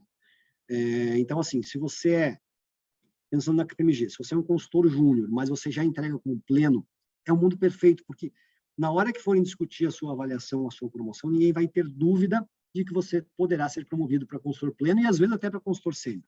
Então, eu sempre digo, esteja sempre olhando para frente, sempre olhando para o próximo passo. O que eu preciso fazer se eu sou um consultor júnior? O que eu preciso fazer para ser um consultor pleno? Se eu sou um pleno, o que eu preciso fazer para ser um sênior? E assim você crescerá mais rapidamente, né? Então, invista, né? Preciso ter inglês, vai estudar inglês. Preciso estar formado, vai estar formado. Preciso conhecer de matemática financeira, vai estudar matemática financeira. Faça sempre, preciso entender de imposto de renda, vai estudar imposto de renda. Então, esteja sempre preparado para o próximo passo na sua carreira. Porque não adianta você estar no lugar certo e na hora certa se você não estiver preparado. Quantas vezes eu já vi pessoas perderem oportunidade porque não estavam preparadas. Opa, a luz acendeu, a luz tinha apagado, a luz é automática aqui. Não sei, espero que não tenha mudado muito aqui. Bom, e aqui eu queria dar um recado, em especial às mulheres. Não sei se vocês já leram o livro da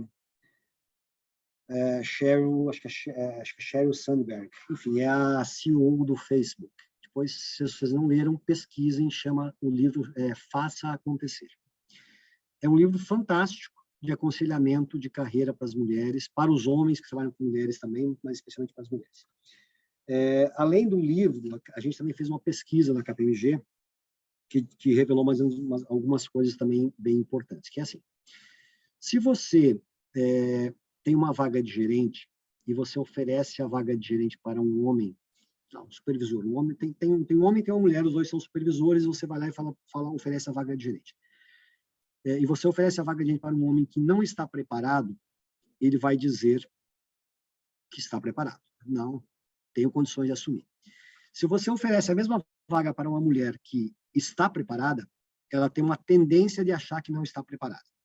Então, aqui, eu queria dar duas mensagens para vocês. A primeira é, estejam preparados, homens ou mulheres, estudem, né, para o próximo passo da carreira.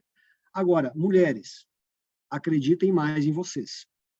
Eu vejo muitas vezes, eu trabalho aqui, né, minha equipe tem, né, é bastante equilibrado aqui a quantidade de homens e mulheres, e eu vejo sempre as mulheres mais preparadas, porém acreditando menos.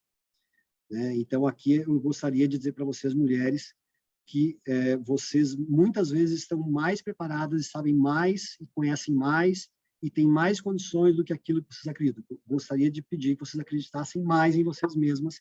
Né? De novo, eu estou dando duas mensagens. Uma é, todos nós precisamos estar preparados para o próximo passo. A outra é, mulheres, vocês, além de estar preparadas, vocês precisam acreditar mais. Porque, se vocês lerem o livro lá da Sandberg, eu não lembro agora se é no livro ou se é no prefácio, que é da Luísa Helena Trajano, né, do Magazine Luiza, que ela fala isso. Né, que as mulheres, às vezes, têm uma tendência de achar que não estão preparadas quando estão melhores do que os homens. Então, recomendo aqui que vocês pensem um pouco nisso também. E leiam o livro, né? Vale a pena ler o livro, que enriquece muito. E não importa se você é homem ou se você é mulher, leia o livro, que o livro ele vale para os dois, especialmente para homens que estão em posição de liderança, de como que eles podem ajudar as mulheres que ainda não estão a chegar lá. Falar inglês, né? Aqui é meio óbvio, mas vocês precisam falar inglês. Se vocês não falam ainda, comecem a estudar. De novo, é uma grande vantagem do mundo remoto, porque a gente pode fazer inglês em qualquer lugar, né? Eu continuo estudando inglês, sempre foi um desafio para mim, continuo estudando, e eu faço aula hoje eu faço aula com duas professoras diferentes, com três professoras diferentes, uma do Paraguai, por incrível que pareça, faço aula com a professora de inglês do Paraguai, muito boa professora, faço aula de inglês com a professora não é de Londres, ela é do subúrbio de Londres, e faço aula com a professora da África do Sul. Vantagens do mundo remoto, né? Antigamente, eu tinha que dar sorte de ter um professor gringo aqui para fazer uma aula com gringo. Hoje eu não preciso nem sair de casa para ter aula com gringo. Então, pensem nisso, invistam nisso. O inglês é fundamental para qualquer carreira. Paciência, né? Vocês precisam ser pacientes. Aliás, eu tinha perguntado sobre o tempo, não sei se alguém mandou aqui alguma mensagem. Olha aqui, ó, a Bianca, obrigado, Flávia, e a Bianca também está dizendo que ela faz aula com alunos do Oriente Médio. É muito doido. É verdade, né? É muito legal isso, né? Você consegue hoje fazer, né, aula com um professor, você consegue fazer aula com professor de qualquer lugar do mundo, e se você for professor, você consegue dar aula para alunos de qualquer lugar do mundo. Isso é realmente uma coisa fantástica desse nosso mundo normal. Né? Peraí, deixa eu só checar minha mensagem interna aqui, que talvez... sim, a Rosana está me dizendo que precisa encerrar, vamos encerrar. Eu me atrapalhei com o tempo aqui. Então, sejam pacientes, persistentes, não procurem resultados imediatos, tenham foco. Eu diria que ser paciente talvez foi uma das grandes coisas que eu fiz aqui também, foi saber esperar. Muitas vezes eu queria uma promoção imediata, mas saber esperar foi importante. É uma arte, né? Saber esperar é uma arte. Eu vou pular aqui. Seja um bom líder. Ser um bom líder é você conhecer as pessoas, você ouvir as pessoas, você respeitar as pessoas. E quando eu falo respeitar as pessoas, eu digo o seguinte, não tem nada que precisa ser dito que não possa ser dito de uma forma gentil. Se você precisa dar um feedback duro para alguém, você tem 30 maneiras diferentes de fazer isso. Escolha a mais gentil. Porque quanto mais gentil você for em dar o feedback, mais aquela pessoa vai aprender e mais ela vai te respeitar. Agora, ser gentil não significa não dizer a verdade. Ser gentil significa dizer a verdade de uma forma agradável. Né? Não é fácil dizer a verdade, né? Não é fácil você fazer uma crítica, não é fácil você dar um feedback mais duro, mas você pode fazer isso de uma forma agradável, você pode fazer isso sem ofender a pessoa, você pode fazer isso numa linha de ser construtivo. Dizer, olha, você pode fazer isso dessa forma, vai dar um resultado melhor. Né? Você não precisa ser grosso, não precisa ser ignorante, não precisa xingar a pessoa, e muito menos fazer isso em público. Você pode fazer isso numa reunião privada e ser gentil com a pessoa. Legal? Lidere pelo exemplo. Né? Se você quer que a pessoa chegue cedo, você tem que chegar cedo. Se você quer que a pessoa seja gentil, você precisa ser gentil. Lidere pelo exemplo. Quem tem filho sabe que não adianta você falar seja gentil e você ser um grosso, porque seu filho vai ser grosso. Ele não vai ouvir o que você fala, ele vai fazer o que você faz. Simplicidade, simplifique tudo que você... Não tem nada que você precisa dizer que não possa ser dito de uma forma simples. Se você não sabe dizer em palavras simples, é porque você não entendeu. A minha mãe tem um problema super complexo de saúde, um problema complexo porque é uma dor que não tem nenhum exame que identifica a causa da dor. A gente agora encontrou um médico da dor, especialista em dor, e esse cara fala com ela de um jeito tão simples que ela, que é uma senhora, né, super simples, né, ela, uma pessoa simples do interior, entende o que o médico fala. Então, não importa se você é médico, se você é contador, se você é advogado, você consegue dizer qualquer coisa de uma forma simples. E se você não consegue, realmente é porque você não entendeu. Mentoria, tenha um mentor, tenha um conselheiro, use, converse com a pessoa, qualquer decisão relevante que você for tomar na sua vida, converse com alguém, ouça outras pessoas, é importante. Você não precisa seguir o que a pessoa falou, mas ouça e pense no que ela falou, para você, às vezes, ter um contraponto na sua decisão. Pessoal, é isso. Aqui no final, vocês têm o meu LinkedIn, tem o meu Instagram, eu costumo publicar algumas coisas lá. Tem meu telefone celular, estou à disposição, muito obrigado. Eu entendi aqui que a gente precisa encerrar, então, se vocês tiverem perguntas, podem mandar depois no WhatsApp, ou no LinkedIn, ou no Instagram, que eu respondo. Obrigado, Flávia, pela mensagem, fico feliz. Espero que tenha sido proveitoso para todos. Um grande abraço, sucesso, e espero encontrar vocês aí nesse nosso mundo que não é grande. A gente sempre encontra as pessoas de novo, né, no nosso mundo executivo, não importa se está em São Paulo, Nova York, Tóquio, a gente acaba encontrando. É incrível isso, é realmente incrível como o mundo é pequeno e como a gente reencontra as pessoas. Então, eu espero encontrá-los todos super bem-sucedidos na KPMG, ou como cliente, ou como consultores. Então, sucesso para vocês. Um grande abraço, tudo de bom.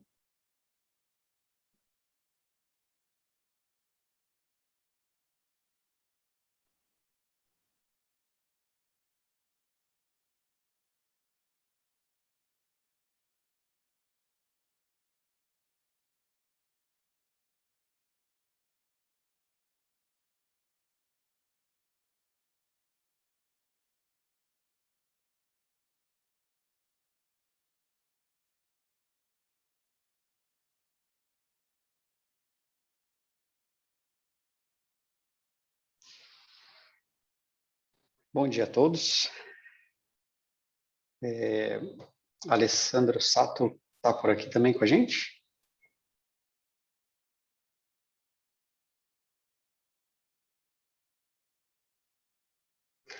Bom dia. Estou vendo a mensagem da Bianca aqui, então vocês me escutam, né? Bom dia, obrigado, Bianca. Bom dia, gente. Desculpa o atraso. Tá me ouvindo, Gonçalves? Estou te ouvindo também. Deixa eu só compartilhar a tela. Pronto.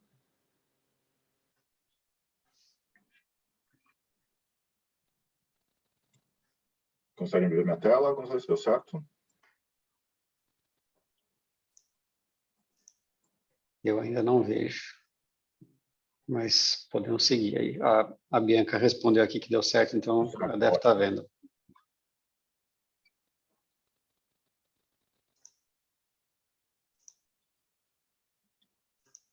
Bom, aqui é o segundo slide, né, a apresentação. Gonzalez, você pode se apresentar, depois me apresenta na sequência. A tua tela não está aparecendo ainda não, Sato. Não está aparecendo? Só sua câmera, pelo visto. E agora? Agora sim. Agora eu também vejo.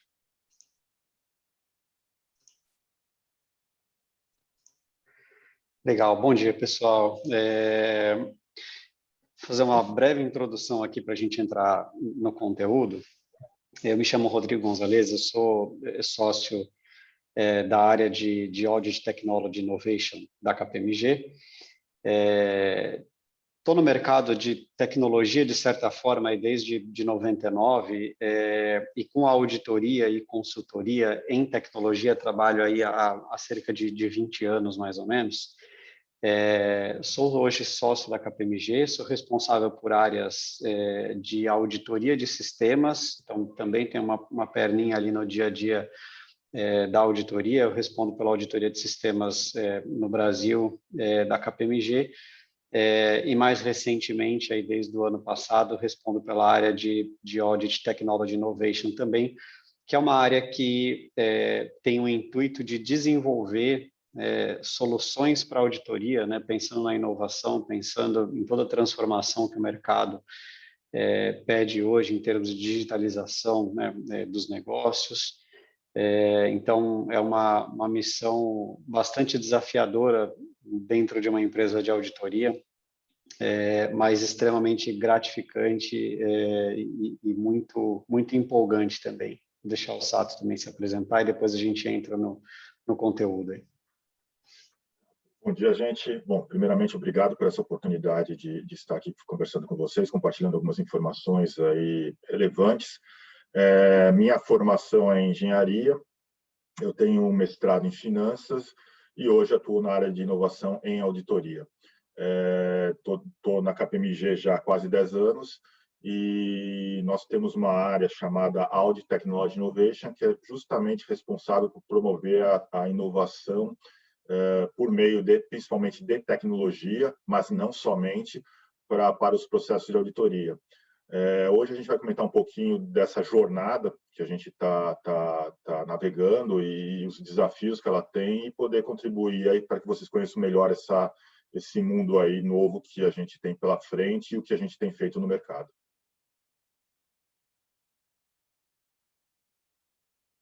Bom, o mundo mudou, principalmente nesses últimos meses aí, infelizmente com essa situação de pandemia, a gente realmente está vivenciando um mundo bastante desafiador, mas nem por isso a gente deixa de ter boas notícias ou conseguir olhar com uma ótica um pouco mais positivista. O próprio contexto de home office, que o Toledo estava comentando agora há pouco, de possibilitar ter aulas em inglês com professores do outro lado do mundo, isso é um exemplo de como o mundo tem mudado. E cada vez mais esse mundo, essas mudanças têm sido muito, muito aceleradas. A gente vai ver daqui para frente um contexto muito, muito mais colaborativo, um contexto muito, muito mais digital e muito mais rápido. Então, é muito importante que nós todos estejamos preparados para, além de vivenciar esse novo contexto, aproveitar ele, aproveitar, fazer parte dele e conseguir contribuir para ele. Alguns exemplos aqui, a gente ilustra aqui alguns exemplos do que mudou nesse mundo. A gente pode começar pelo mais básico, que é o que acho que todo mundo está vivenciando, são as novas tecnologias. A possibilidade da gente hoje fazer um home office, a possibilidade de hoje a gente estar num evento virtual como esse, os internet banks, os apps, cada vez mais a gente tem app para várias soluções. Nós temos provedores aí de logística, de entrega de comida, de refeição. Tudo isso é com base nessas novas tecnologias, inteligência artificial. A gente também tem um outro contexto de mudanças regulatórias. Com esse avançar de novas tecnologias, com esse avançar de mudanças no mundo, os nossos reguladores também eles estão atualizados, sendo atualizados. Cada vez mais nós temos novas exigências regulatórias que nós precisamos cumprir no âmbito da auditoria, e nossos clientes também precisam cumprir, principalmente os clientes de capital aberto, no âmbito de regulação mesmo. Modelos de negócio. A gente vai comentar um pouquinho mais para frente de uma pesquisa onde cada vez mais as empresas buscam a transformação digital. E não é uma questão só de posicionamento de mercado, é uma questão de sobrevivência. Hoje em dia, não dá mais para você viver nesse mundo corporativo sem vivenciar essa transformação digital. A gente vai falar um pouquinho disso aqui ao longo da nossa apresentação, tá? E dependência de sistemas. Hoje, acho que é impensável a gente conceber uma empresa ou pensar em uma empresa sem ter um mínimo de interação digital, sem ter um mínimo de interação de internet ou de utilização de sistemas. Não existe mais o conceito de você fazer uma contabilização, por exemplo, num caderno. Não existe mais você conversar com o seu cliente sem utilizar meios eletrônicos, plataformas digitais, Facebook, Instagram. Realmente o mundo realmente ele não é um caminho que a gente está desbravando ou vivenciando que não volta mais atrás, tá? E por último, a expectativa dos stakeholders, quer dizer, os investidores das empresas, dentro de todo esse contexto de mundo aí que a gente está vivenciando, dessa rapidez de mudanças. Logicamente, os investidores, os stakeholders, têm uma perspectiva de um retorno mais imediato, tem uma perspectiva de preocupação com o conceito ambiental, com o conceito social. Realmente, o mundo mudou bastante em relação a todos esses fatores. Gonzalez, não sei se você quer contribuir com algum comentário adicional. Não, acho que quando a gente fala dos novos modelos de negócio, né, pessoal, a gente fala não só nas empresas que existem hoje, que estão buscando ir para um modelo de negócio mais digital, né? Então a gente tem grandes corporações hoje se transformando, né, para um modelo mais digital, mas a gente também tem aquelas que já nascem nesse novo mundo, né? Então acho que eu não vou fazer propaganda de nenhuma empresa especificamente, mas a gente vê aí todas as fintechs, por exemplo, que são as que mais chamam a atenção, né? Empresas que já nasceram totalmente digitais, né? Abrindo contas sem necessariamente você ter uma agência indo entregar um documento, né? E assim como elas, a gente teve um portfólio de outras empresas de tecnologia nascendo em vários segmentos, né? A própria área da saúde teve um crescimento muito grande dessas empresas que aí se chamam health techs, né? E principalmente com a pandemia surgiram várias.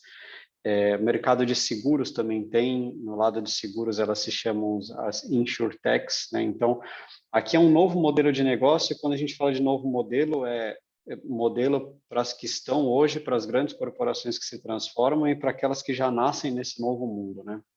Para tudo isso a gente precisa se adaptar, né? Pode seguir aí, Sato. Bom, com esse contexto novo de mundo, logicamente a auditoria também precisa se adequar. E aí é um pouco da nossa jornada que eu comentei no começo da apresentação, tá? O processo de auditoria ele mudou. O processo de auditoria, a gente embarcou muita inovação nesses últimos anos, muita tecnologia nesses últimos anos. E um ponto importante, inovação não é só tecnologia, tá, gente? Inovação é processo, inovação é fazer algo diferente de uma forma mais eficiente, mais eficaz, que torne o processo diferenciado e traga mais valor agregado. Então, a gente, na KPMG, quando fala em inovação em auditoria, a gente tem um leque bastante amplo de atuação, e não somente com tecnologia. A gente também tem relação aos processos, e tudo isso visando o quê? Visando gerar mais valor para os nossos clientes. Como eu comentei um pouquinho antes, o foco da auditoria é o cliente. A gente tem um cenário que mudou bastante, então a gente tem um cenário de tecnologia, a gente tem um cenário de regulação, a gente tem um cenário de normas, a gente tem um cenário de mercado. Então, tudo isso está no âmbito da atuação da auditoria, e a gente vai comentar um pouquinho a partir de agora, o que a gente tem feito nesse âmbito de inovação.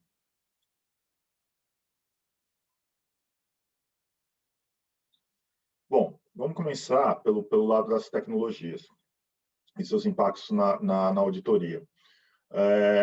Nós temos muita coisa em relação a tecnologias, as dimensões tecnológicas que os nossos clientes têm utilizado. E do ponto de vista de auditoria, a gente tem que estar preparado para poder fazer os processos de auditoria, as rotinas de testes, nesses contextos tecnológicos. Eu vou citar alguns exemplos aqui, como, por exemplo, o Big Data.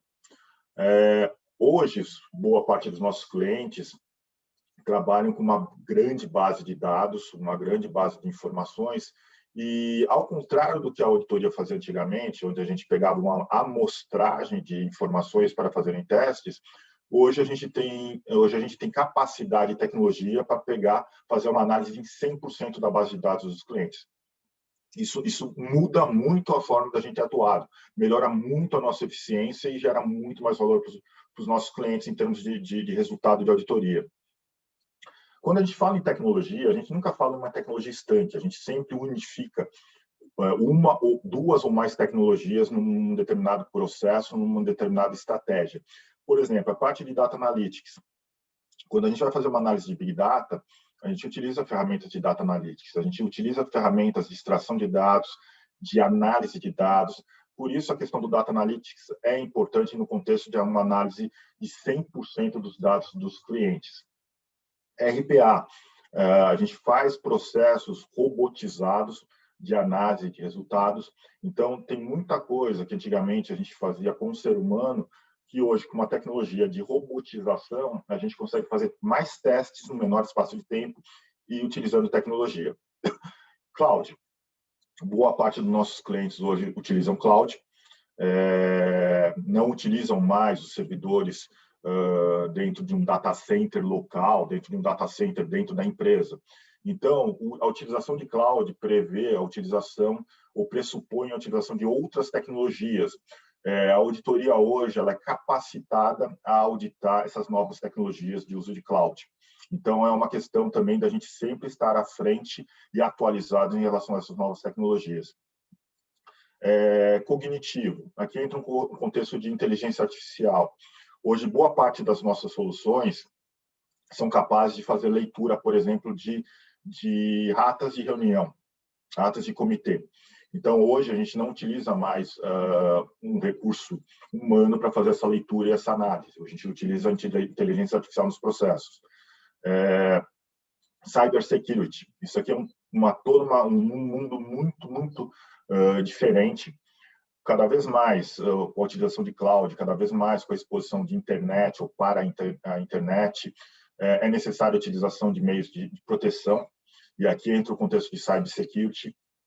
Do ponto de vista de auditoria, também entra numa questão de estarmos atualizados para poder auditar os controles internos, por exemplo, de cybersecurity de nossos clientes. Então, é um contexto de muita atualização e entendimento. Drones. Hoje nós temos soluções que podem fazer inventário físico de campo, desde contagem, por exemplo, de veículos num pátio de uma montadora, até contagem de ativos vivos. Por exemplo, árvores em uma produtora de celulose, uma manufatura de celulose. Então, a utilização de drones, ela consegue nos propiciar essa parte de inventário. E inteligência artificial, que entra no contexto do cognitivo. Além disso, nós temos novas tecnologias que são agregadas ou estão por vir. Aqui no Brasil, elas estão caminhando, algumas delas estão começando agora, no resto do mundo estão um pouco mais avançado, como o 5G. O 5G, no contexto da auditoria, a gente pode pensar num exemplo onde determinados clientes têm ativos, geladeiras, por exemplo, cervejas em geladeiras nos bares, e aí eu posso utilizar o 5G para fazer uma análise de inventário online. O 5G ele vai propiciar uma dinâmica de capacidade de conexão às informações de uma maneira muito real, em real time. E esse é o segredo do 5G. Blockchain. Blockchain, a gente fala muito em Bitcoin, moedas em ativos financeiros, utilizando blockchain, mas também a gente tem uma questão toda de logística, a cadeia logística está começando a empregar blockchain nos seus processamentos. Do ponto de vista de auditoria, a gente tem que ser capaz de poder fazer as análises desses ativos financeiros e também fazer a análise desse processo logístico. Então, entra aí a questão da atualização, utilização de novas soluções tecnológicas para poder utilizar, fazer fruto e ter resultados dessas novas tecnologias no contexto da auditoria. APIs. APIs aqui entra no contexto de interface, tá? Hoje, por exemplo, a gente tem condições de plugar nossos clientes, extrair todas as informações de uma forma online. A gente não precisa mais ter aquela questão de grava isso num pendrive, passa para mim um pendrive. Logicamente, existe isso, hoje existe, mas já, hoje nós temos já soluções que propiciam isso, da gente ter uma atuação muito mais rápida, uma atuação muito mais segura e muito mais efetiva, através dessas interfaces.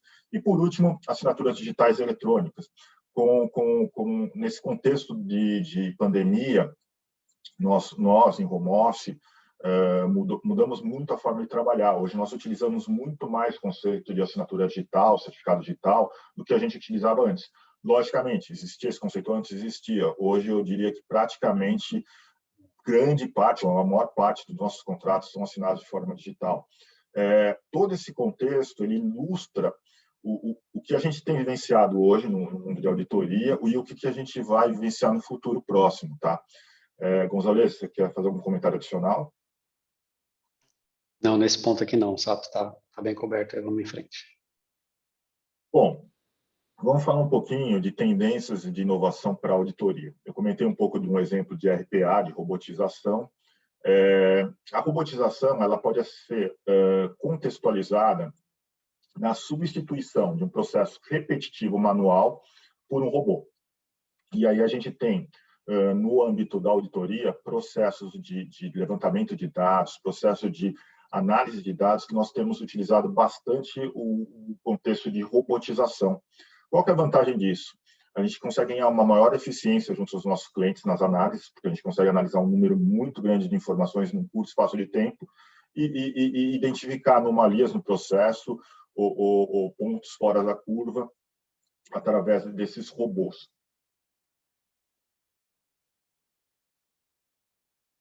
Tecnologia cognitiva, essa é uma outra tendência que a gente já tem atuado nesses últimos anos.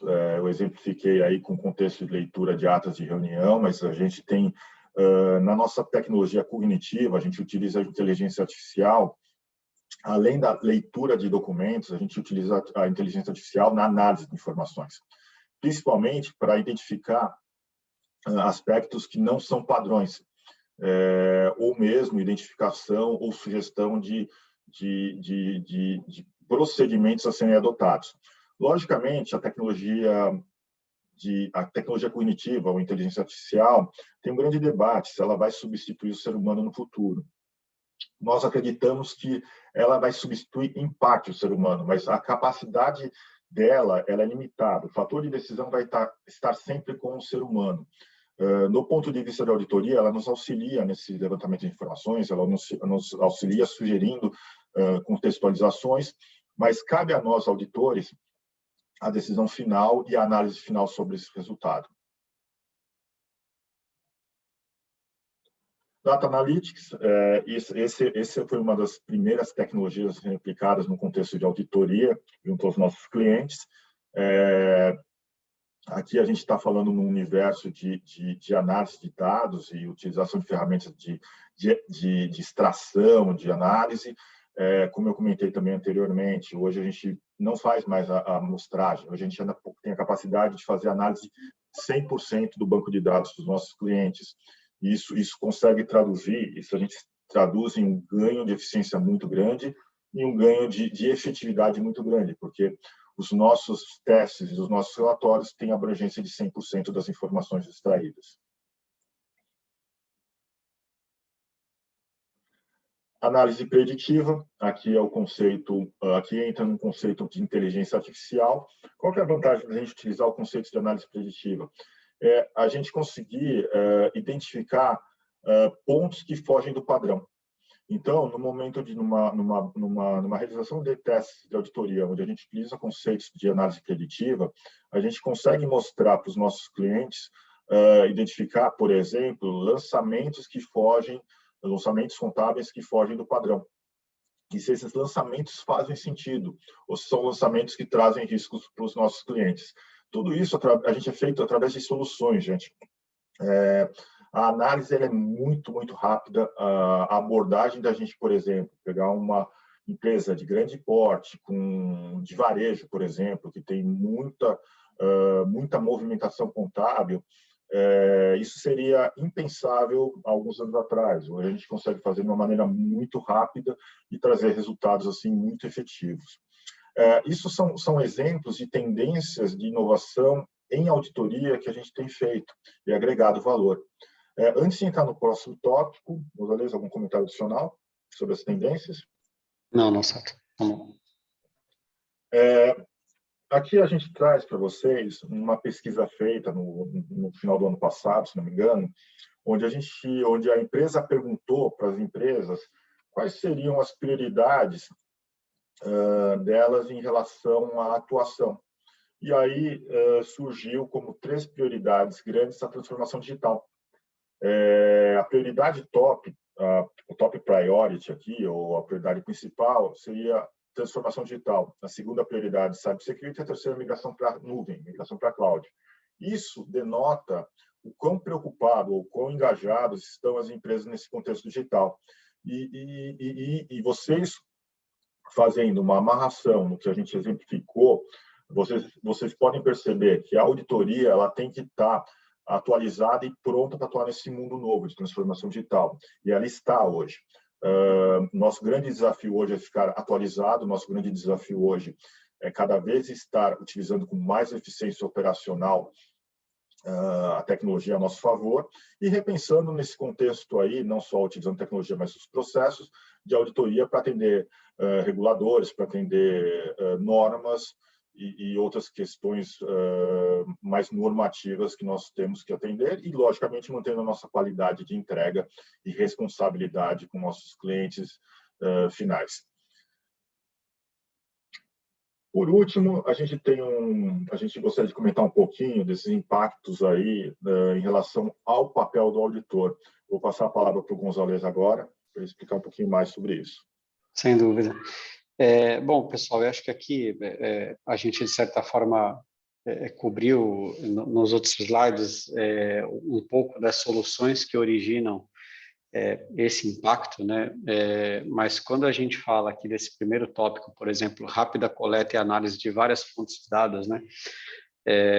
Aqui a gente está dizendo, comparando com um cenário antigo, né? E aí a gente está falando de alguns anos atrás, onde essas soluções elas não existiam, né? Aqui a gente estava falando de solicitar documentações físicas para os clientes eles tinham um tempo para separar esse tipo de documentação e entregar para as auditorias olharem uma por uma, fazerem a sua própria documentação, né, o seu papel de trabalho.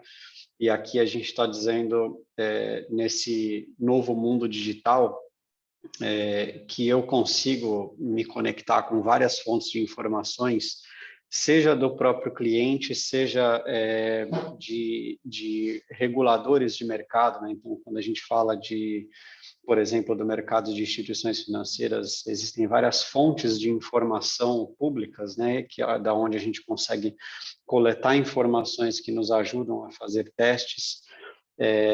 No mercado de indústria, a gente tem informações que, obviamente, com própria autorização do cliente, é o próprio cliente que cede essa informação, mas nós temos informações de SPED, por exemplo, né, que nos ajudam a executar uma série de procedimentos de forma automática, cruzando dados e fazendo com que a gente chegue em conclusões e já tenha os papéis de trabalho documentados com poucos cliques, né, e tenha tudo isso pronto num formato já para uso dos auditores, sem que o cliente tenha que despender tempo separando informação, dedicando o tempo das pessoas deles que têm o seu dia a dia também, né, e sempre param para atender a auditoria.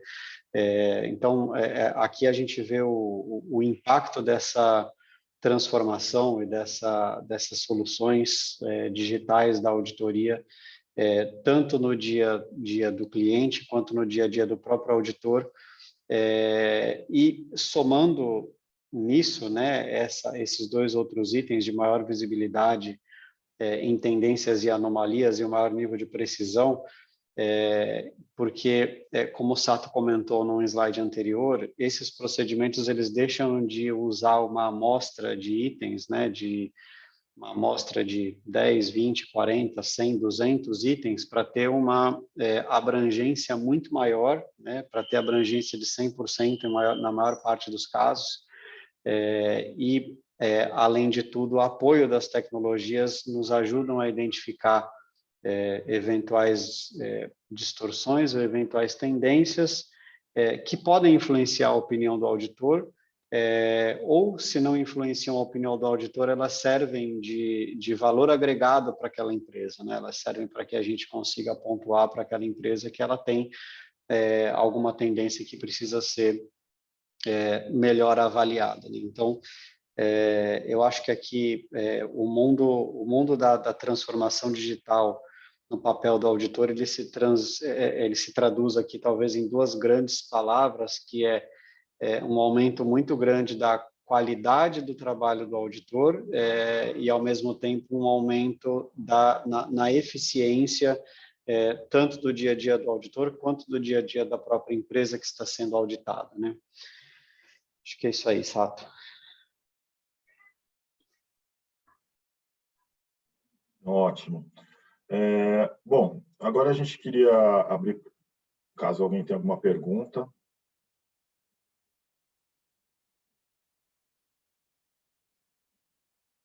Bom, a gente se coloca à disposição, tá?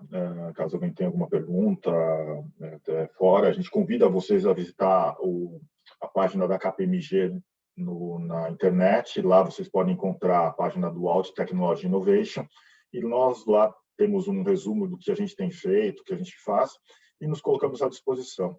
Mais uma vez, muito obrigado pela oportunidade. E Gonzalez, agora, se quiser fechar. Sim, obrigado. Obrigado a todos também. Agradeço o tempo de vocês aqui nessa palestra com a gente. E a gente fica também à disposição pelos canais digitais. Nós dois temos aqui LinkedIn, também fazemos postagens de vez em quando sobre assuntos de tecnologia e inovação, sobre assuntos de auditoria, e fiquem à vontade também para entrar em contato com a gente, tá? A gente agradece bastante aqui a participação de vocês. Muito obrigado. Bom dia. Bom dia.